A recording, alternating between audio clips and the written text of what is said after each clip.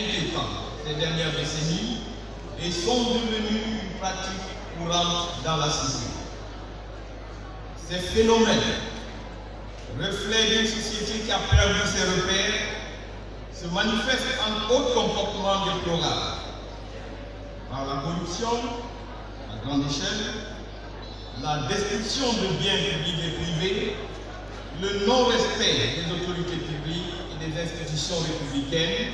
la transgression délibérée des lois de la République, la destruction de l'environnement, etc. Mesdames et messieurs, chers concitoyens, vous conviendrez avec moi qu'au-delà du fait que ces comportements,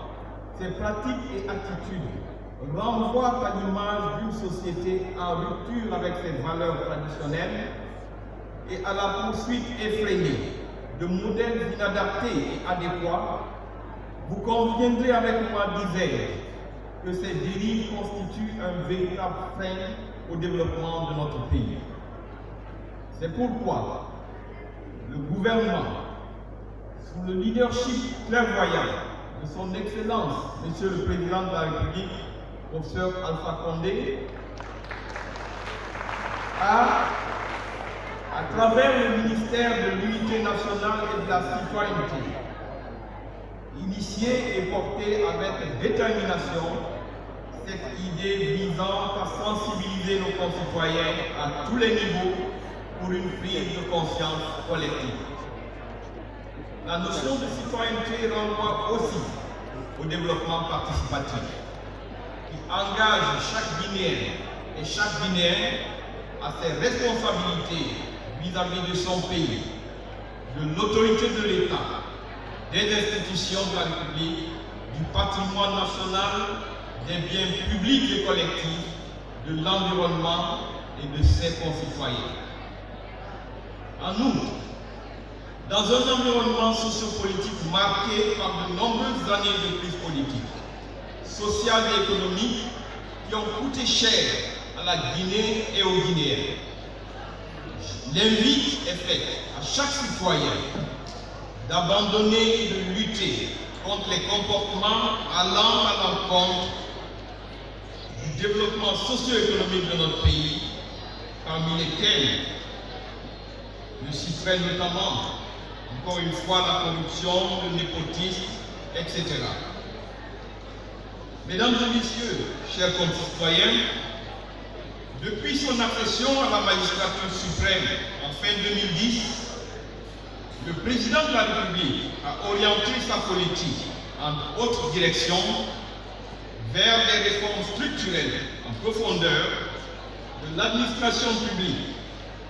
des finances publiques, des forces de défense et de sécurité, de la justice, etc. Ainsi, pour concrétiser cette orientation, des initiatives majeures visant à consolider l'unité nationale, l'état de droit et la paix ont été lancées dès le début du premier mandat du chef de l'État. Il s'agit notamment de la mise en place du comité provisoire de réconciliation nationale et du lancement de ses travaux, de la création d'un cadre de dialogue avec le mouvement syndical, du lancement du programme de réforme du secteur de la sécurité, du lancement du projet de réforme de la justice, sans oublier la mise en route d'un programme de réforme économique et financière dans le cadre des relations avec les partenaires techniques et financiers. C'est le lieu de rappeler que le programme de réforme économique et financière, lancé avec l'appui des partenaires économiques et financiers, et soutenu par la facilité élargie de crédit, vient d'arriver à son terme avec succès, à la suite de la conclusion de sa 8e et dernière revue. Faut-il rappeler ce succès qui est une première dans l'histoire des relations avec les partenaires économiques et financiers a été rendu possible grâce à la volonté politique inébranlable du président de la République et à la mobilisation constante de toute l'équipe gouvernementale pour l'atteinte de cet objectif. pour en revenir à la consolidation de la paix, condition sine qua non pour mettre en œuvre toute véritable politique de développement économique et social, il s'agit pour l'équipe gouvernementale que je conduis d'œuvrer sans relâche pour que toutes les composantes de la nation guinéenne se rassemblent dans l'unité et la cohésion autour des idéaux qui fondent les grandes nations afin de jeter les bases de l'émergence de notre pays. Mesdames et messieurs, chers concitoyens, permettez-moi de rappeler à votre attention que dans le cadre de la décrispation du climat politique, le président de la République a engagé un processus de dialogue permanent et direct avec la classe politique. Les actes forts et symboliques posés dans ce cadre par le professeur Alpha Condé au cours de ces derniers mois ont permis de donner à ce processus tout son sens et surtout d'amener les acteurs politiques, la société civile et les simples citoyens, je dirais, de ce pays à faire tomber les barrières de la méfiance pour se parler et discuter ensemble des problèmes de notre chère Guinée. Mesdames et messieurs, chers concitoyens, je voudrais citer un homme politique qui disait « La citoyenneté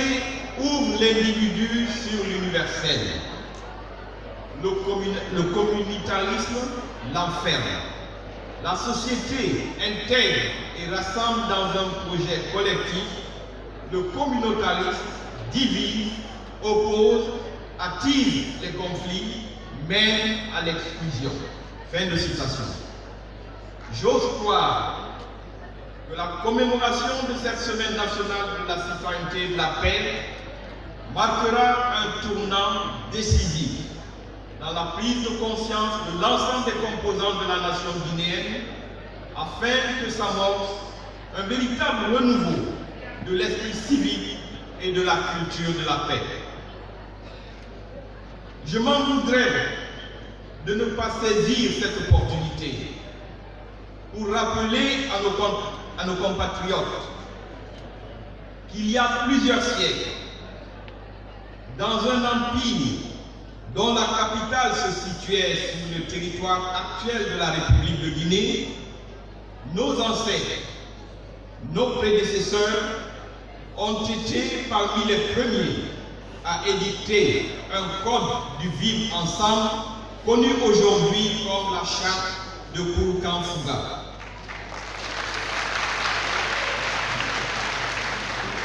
Les deux articles ci-dessous disent bien et de façon éloquente tout ce que je viens de vous dire en matière de citoyenneté et de civisme. Je cite, « Une vie n'est pas plus ancienne ni plus respectable qu'une autre vie,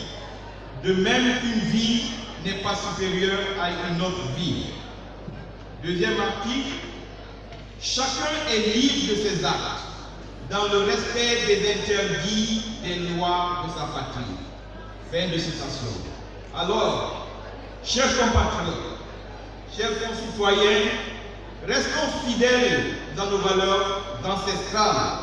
célébrons le civisme, la culture citoyenne et la paix.